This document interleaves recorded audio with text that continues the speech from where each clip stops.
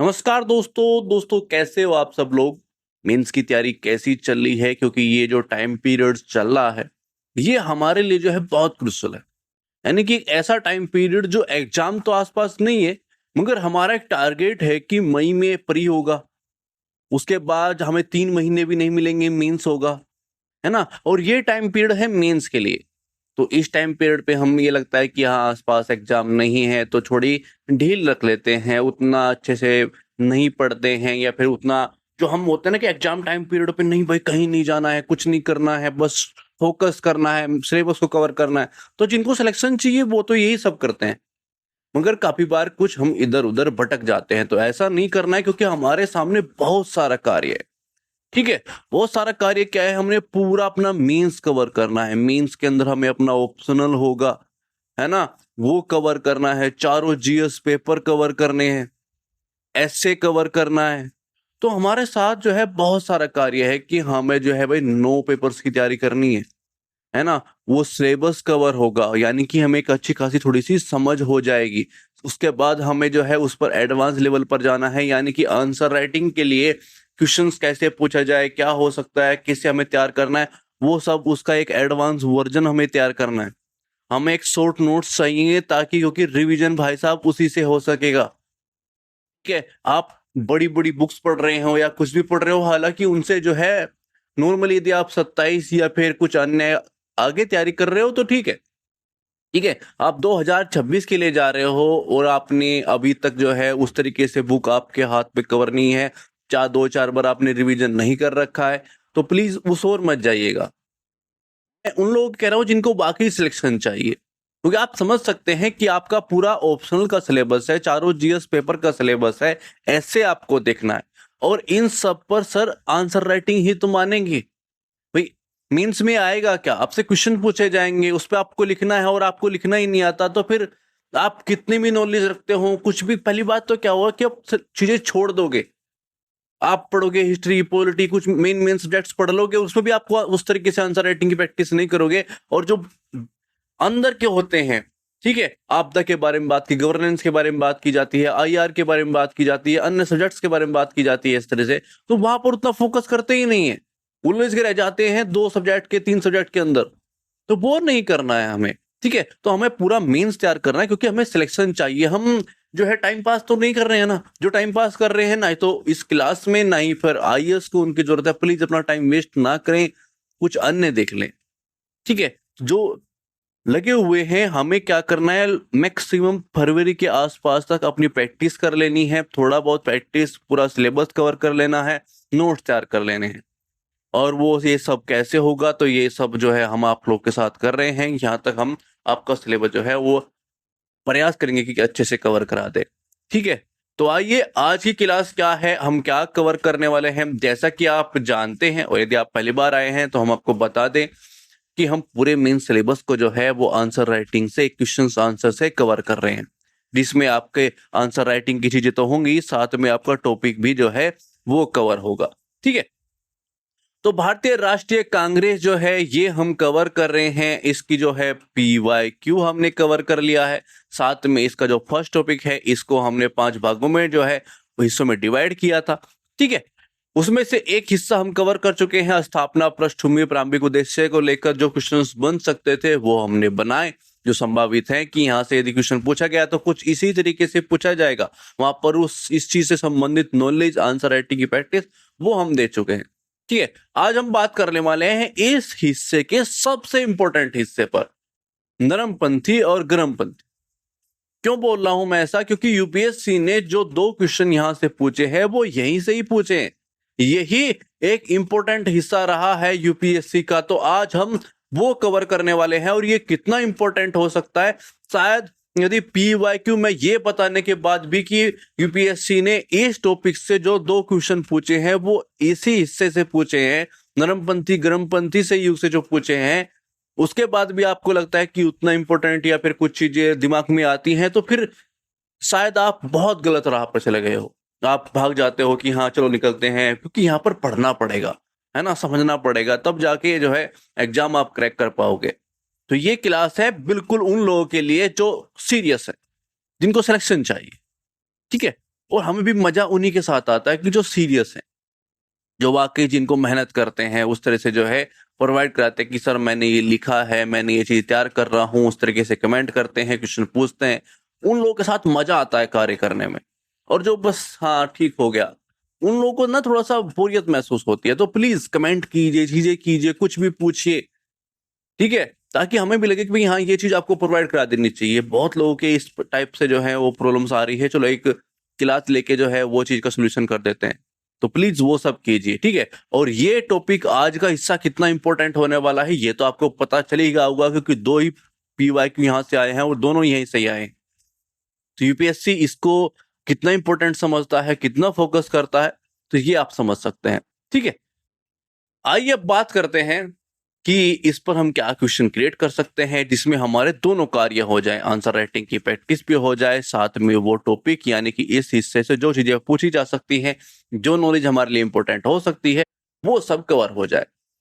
नरमपंथी की बात करूं तो नरमपंथी पर 2 PYQ हो चुके हैं, और PYQ हमारे लिए 2 कार्य करते हैं कि भाई एक तो वो PYQ हमें ये बताते हैं क्वेश्चन कैसे पूछा जाता है, साथ में हमें ये भी बताते हैं कि भाई हाँ आंसर राइटिंग इसका मान लिया हमने इसका आंसर दिया तो आपको उस टाइप से नरमपंथी के ऊपर टॉपिक तो कवर हो गया कि भाई नरमपंथी के बारे में जो भी चीजें हैं वहां से वो चीज कवर हो गई, साथ में वहां पर ऐसे क्वेश्चन का आंसर कैसे लिखते हैं वो कवर हो गया।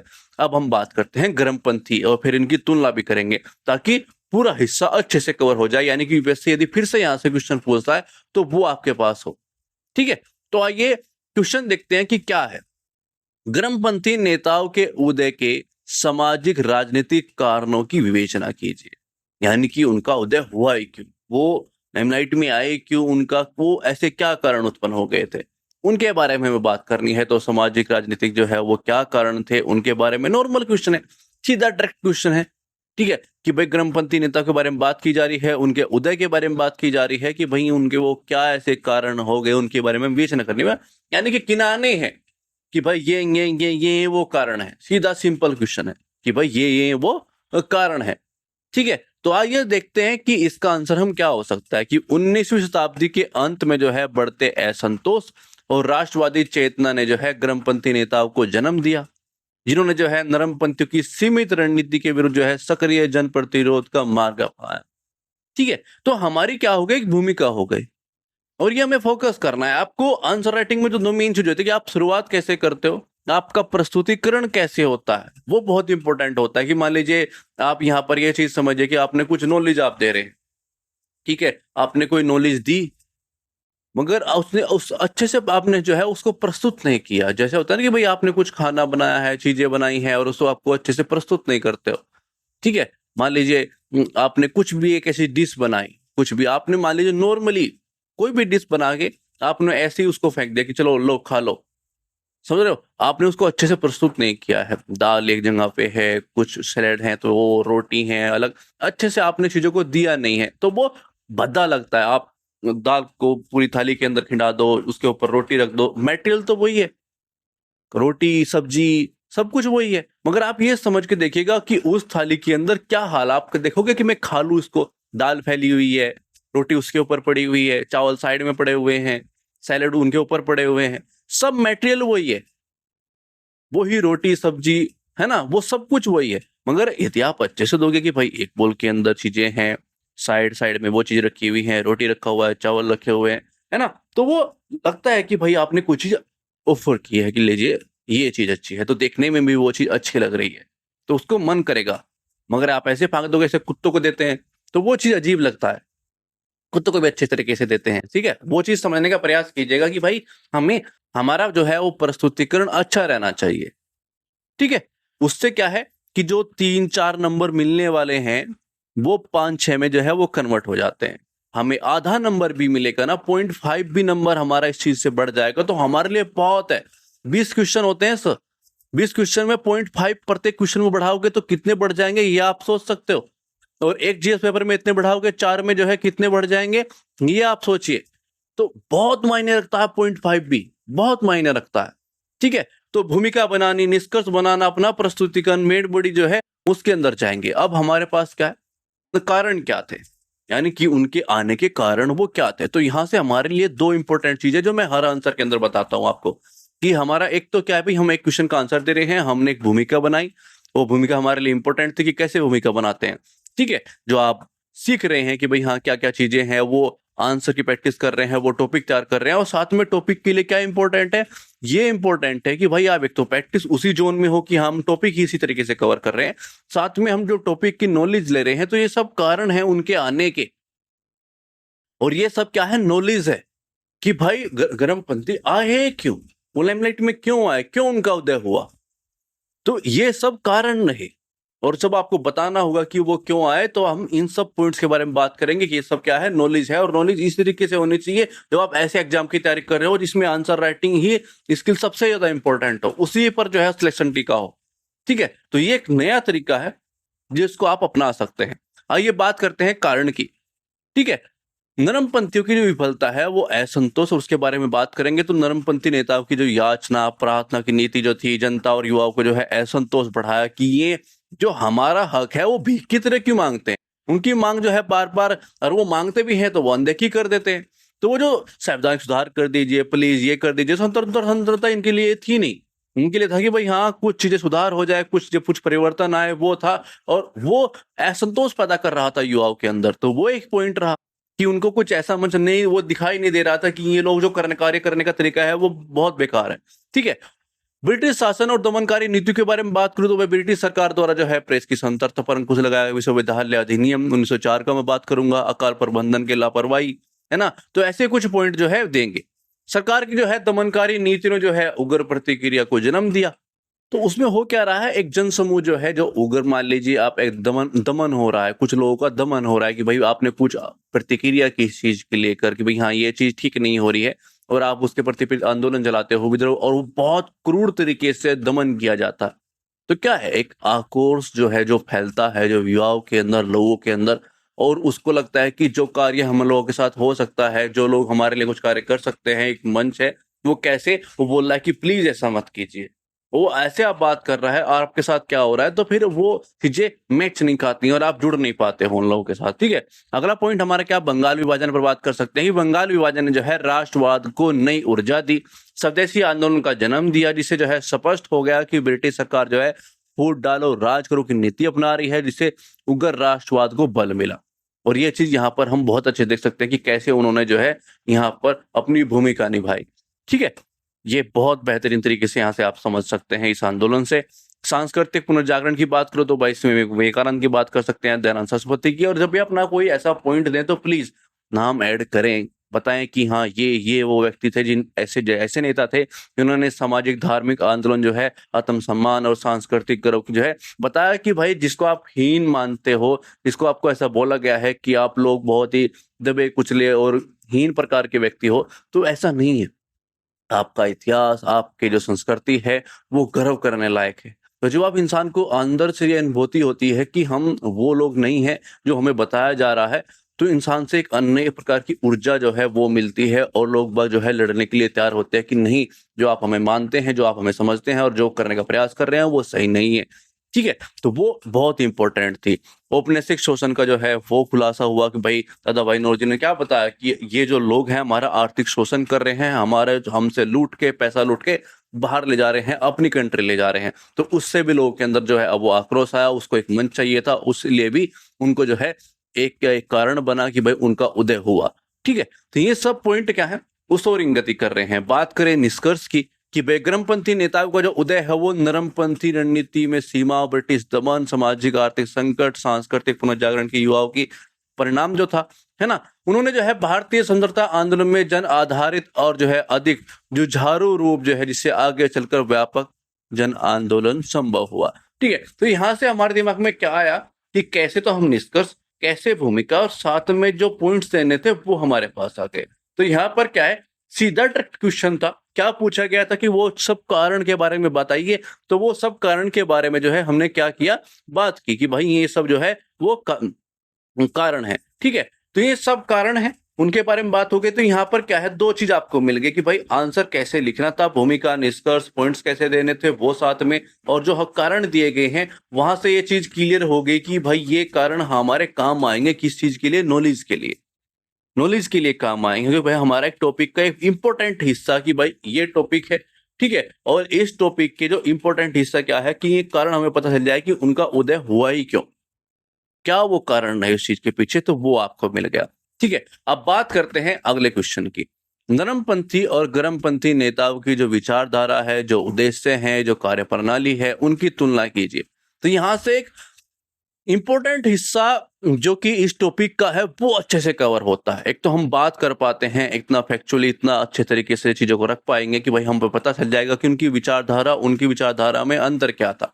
तो जो टॉपिक की एक नॉलेज होनी चाहिए, जो तुलनात्मक तरीके से हम पढ़ सकते हैं कि भाई हम अच्छे से पता हो कि दोनों के अंदर विचारधारा में क्या जो है वो अलग था। ठीक है, उद्देश्य क्या कैसे कैसे अलग थे, कार्य प्रणाली उनकी कैसे अलग थी, और वो ऐसे ना पता हो कि बस कहानियां पता हो, ऐसा पता हो कि भाई एक दो पॉइंट के अंदर वो चीज हम लिख सके, क्योंकि हम इसको पढ़ ही क्यों रहे हैं, हम क्यों पढ़ रहे हैं नरमपंथी गरमपंथी, है ना, क्यों हम इतना इतिहास पढ़ रहे हैं, क्यों हम भूगोल पढ़े, क्यों हम पॉलिटी पढ़े, क्यों हम इकोनॉमिक्स पढ़े। हमारा उद्देश्य क्या है कि कोई क्वेश्चन हमसे पूछा जाएगा, वहां पर हमें आंसर पता हो, और आंसर जिस तरीके से दिया जाता है हमें नॉलेज भी उसी तरीके से हो। ये आप समझोगे, और जब आप समझोगे तो वो चीज आपको ये फील होगी कि भाई हाँ वाकई पढ़ने का तरीका वही यही सही, यही यूपीएससी के लिए। ठीक है, तो आइए वो कार्य करते हैं। हमारा सीधा डायरेक्ट क्वेश्चन है कि भाई नरमपंथी और गरमपंथी, ये जो दो विचारधाराएं हैं, ये जो दो दृष्टिकोण हैं, ये जो लोग हैं जो ऐसी विचारधारा के साथ जुड़े हुए हैं, तो जो नेता है इनकी विचारधारा, इनके उद्देश्य और इनकी कार्य प्रणाली की तुलना करनी है। इनको बताना है कि इनकी विचारधारा क्या थी और इनकी विचारधारा क्या थी, इनके उद्देश्य अलग अलग, तो वो करना है। तो एक बेस्ट तरीका क्या हो सकता है कि ये चीज हम प्रस्तुत करें, हम एक अच्छी भूमिका बनाएं, एक अच्छा निष्कर्ष लिखें, साथ में हमारा जो मेन बॉडी है, जो मेन हिस्सा है, वो हम कैसे अच्छे से प्रस्तुत कर सकते हैं ताकि क्रिस्टल क्लियर जो है एग्जामिनर को चमके, उसको अच्छा लगे, उसको आसानी हो देखने में चीजों को। आइए वो बात करते हैं, यानी कि आपका मटेरियल अच्छा, आपका प्रस्तुतिकरण अच्छा, तो फिर जो है बहुत आसान हो जाता है कि कुछ नंबर उसके हाथ से फिसल जाए, और वही हमें चाहिए। ठीक है, तो आइए शुरुआत करते हैं। 1885 से 1919 तक जो है भारतीय राष्ट्रीय आंदोलन में नरमपंथी के जो टाइम पीरियड है, इसके में दोनों हिस्सों में जो है वो चीजें डिवाइड की गई है, नरमपंथी और गरमपंथी दोनों रहे, है ना, इस टाइम पीरियड से, क्योंकि इस टाइम पे स्थापना हुई, वहां से चीजें स्टार्ट हो गई, और 1919 तक बाद में देखते हैं, फिर हम एक अलग युग देखते हैं। ठीक है, तो नरमपंथी का युग क्या रहा, 1800 जब स्थापना हुई उससे 1905 तक, गरमपंथी के उससे बाद से 1919 तक। ठीक है, तो दोनों की हमें धाराएं बताती कि भाई ये टाइम पीरियड रहा, और इसमें इनकी विचारधारा, उद्देश्य और कार्यप्रणाली में मूलभूत अंतर थे, जिन्होंने स्वतंत्रता संग्राम के स्वरूप को जो है वो निर्धारित किया। ये वो अलग तरीके से लेके चले, किन की बात कर रहा हूँ, नरमपंथी की, ये अलग तरीके से लेके चले। ठीक है, तो दोनों ने, हाँ योगदान तो दोनों का रहा ही है, योगदान के बारे में बात करेंगे तो वो भी हम चीजें कवर कर चुके हैं। ठीक है, आइए अब बात करते हैं कि कैसे हमारा प्रस्तुतिकरण अच्छा हो सकता है। हमें तीन हिस्सों पर बात करनी है, यहाँ पर हमारी चीजें क्लियर होनी चाहिए, विचारधारा पर बात करनी है, उनके उद्देश्य पर बात करनी है, ठीक है, उनकी कार्य प्रणाली पर बात करनी है। तो जितनी आसान तरीके से हम समझा सकते हैं, जितना अच्छा हमारा प्रस्तुतिकरण हो सकता है, वो करने का प्रयास करें। आपको ऐसा लगता है कि आप जाएंगे एकदम से ऐसा कर देंगे, तो वो नहीं होगा, आपको प्रैक्टिस करनी पड़ेगी। ठीक है, तो विचारधारा की बात करूं, नरमपंथी गरमपंथी की आपस में चीजें किस तरह क्लियर चमक रही हैं कि भाई ब्रिटिश शासन के भीतर जो है संवैधानिक सुधार की बात हो रही है, सब शासन शांतिपूर्ण से जो है सुधारवादी दृष्टिकोण मानते थे, तो ब्रिटिश शासन के भीतर जो है भारतीय के हित को सुरक्षित करने के, ये इनकी क्या थी, एक विचारधारा थी कि भाई ऐसा कुछ हम कार्य करेंगे, उनकी जो है चीजों को सुधार करने का प्रयास करेंगे। गरमपंथी ब्रिटिश शासन को जो है मूल स्वरूप जो है वो शोषक मानते थे कि कोई जरूरत नहीं है इनसे भीख मांगने की, पूर्ण स्वराज्य चाहिए, आत्मनिर्भरता चाहिए, राष्ट्रवाद इनके अंदर जो है वो। ठीक है, तो प्रत्यक्ष संघर्ष की वकालत ये लोग जो क्या करते थे, ये इस तरह की इनकी जो है विचारधारा थी। उद्देश्य के बारे में बात करूं तो जो नरमपंथी थे वो प्रशासनिक सुधार, है ना, भारतीयों की भागीदारी, नागरिक अधिकार, शिक्षा का प्रसार, ब्रिटिश सरकार के संवाद के जरिए जो है वो परिवर्तन लेके आना, ये इनका टारगेट रहता था। ठीक है, गरमपंथी की बात करूं तो वह पूर्ण स्वराज्य की प्राप्ति, ये इनका उद्देश्य था कि विदेशी वस्तुओं को जो है बहिष्कार करना, स्वदेशी का प्रचार करना, राष्ट्रीय शिक्षा का विकास करना, ब्रिटिश शासन का जो है वो प्रतिरोध जो है विरोध करते रहना कि भाई ये चीजें इनके हमारे लिए ठीक है नहीं, तो ये इनके टारगेट रहते थे। अब बात करते हैं कार्य प्रणाली पर। तो ये नरमपंथी कार्य प्रणाली कैसी रहती थी, भाई याचिका दो, प्रार्थना करो, ज्ञापन दो, शांतिपूर्ण प्रदर्शन करो, है ना, कुछ अधिवेशन में जो है ऐसे प्रेस के माध्यम से जनमत है हाथ जोड़ के रहना कि भाई हाँ प्लीज कुछ चीजें परिवर्तन कर दीजिए। ग्रामपंथी की बात करूं तो भाई ये लोग जो है वो आक्रोश से भर रहते थे, भाई जी स्वदेशी आंदोलन चलाओ, विदेशी वस्त्रों का बहिष्कार करो, जन आंदोलन करो। तो ये सब कार्य ये लोग करते थे और प्रत्यक्ष कभी कभी जो है प्रत्यक्ष संघर्ष की रणनीति अपनाते थे, सीधा डायरेक्ट जो है वो अटैक। ठीक है, तो ये दोनों की कार्य प्रणाली के उद्देश्य के अंदर तो बहुत ही सिंपल तरीके से आपने अपनी बातों को रख दिया कि भाई कार्य प्रणाली में कैसे अंतर था, ठीक है, विचारधारा में क्या अंतर था, उद्देश्य में क्या अंतर था, और इससे बेहतरीन तरीका नहीं हो सकता कि आप ऐसे प्रस्तुत करें। ठीक है, अब बात करते हैं निष्कर्ष की। मूल रूप से भाई हम अपनी बातों को रखेंगे, एक मूल्यांकन, एक निष्कर्ष रखने का प्रयास करेंगे। भाई निरंपंथी जो है राजनीतिक चेतना, राष्ट्रीय एकता, संवैधानिक संघर्ष की नींव रखी, जबकि जो है ग्रामपंथी ने आंदोलन को जन आधारित, उग्र और आत्मनिर्भर बनाया।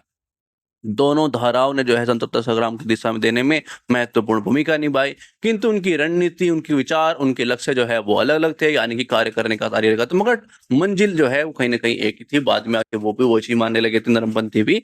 एक और संवाद और सुधार जो है, दूसरी पर जो है प्रत्यक्ष संघर्ष और जो है स्वराज की आशंका के बारे में बात। तो ऐसा कुछ जो है हम निष्कर्ष लिख सकते हैं, ऐसा हमारा प्रस्तुतिकरण हो सकता है, और ये आपको प्रैक्टिस से ही आएंगे और हम ऐसा पूरे सिलेबस पर करेंगे ताकि आपकी प्रैक्टिस, भूमिका बनाना, निष्कर्ष लिखना, तमाम तरह की चीजें आ जाएं।